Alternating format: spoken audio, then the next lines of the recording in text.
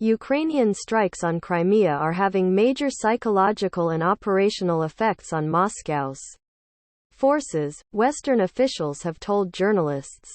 Explosions at the Sake airbase on 9 August and other assaults have put more than half of the Black Sea Fleet's naval jets out of action, they said. The fleet has a revered history, but it has suffered a series of humiliations since the invasion began in February. Officials said the setbacks have forced it to adopt a defensive posture. In April, the fleet's flagship, the cruiser Moskva, was sunk by Ukraine.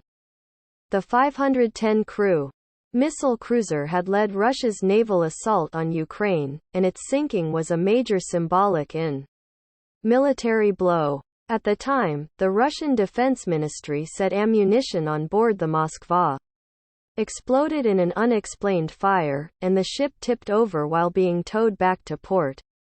In June, the fleet suffered another embarrassment when it was forced to abandon Snake Island, a tiny outpost in the northwest of the Black Sea seized by Russia on the first day of its invasion, after coming under sustained Ukrainian bombardment. And in recent weeks, the fleet's home in the Crimean Peninsula, which Russia annexed in 2014, has come under attack from Ukrainian forces. At least 8 fighter jets were destroyed in the bombardment of Sake airbase on 9 August.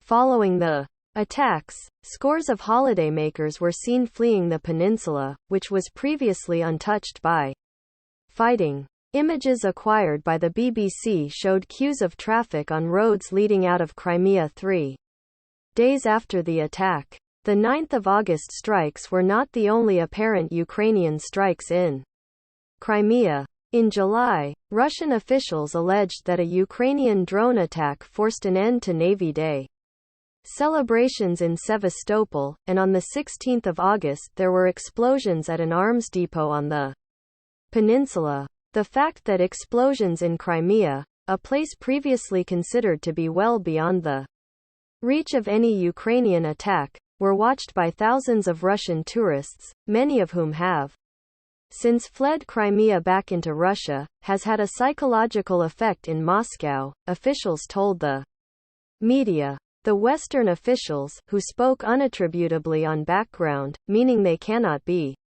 named, said that Russia's Black Sea Fleet has been reduced to little more than a coastal flotilla that is now having to adopt a cautious attitude due to Ukrainian attacks.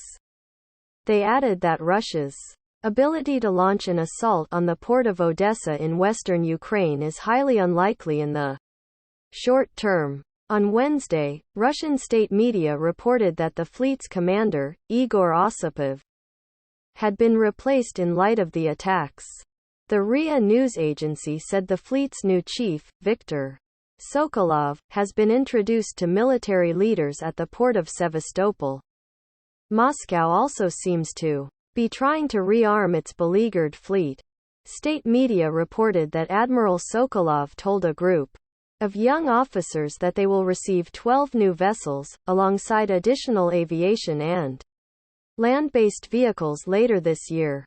He insisted that the fleet has been in Quat, successfully completing all the tasks set for it in Quat during the invasion, Russia's TASS news agency reported. But on Wednesday, UK defence officials said that the Kremlin's plans have been undermined and by the Navy's failure to assume full control over the Black Sea.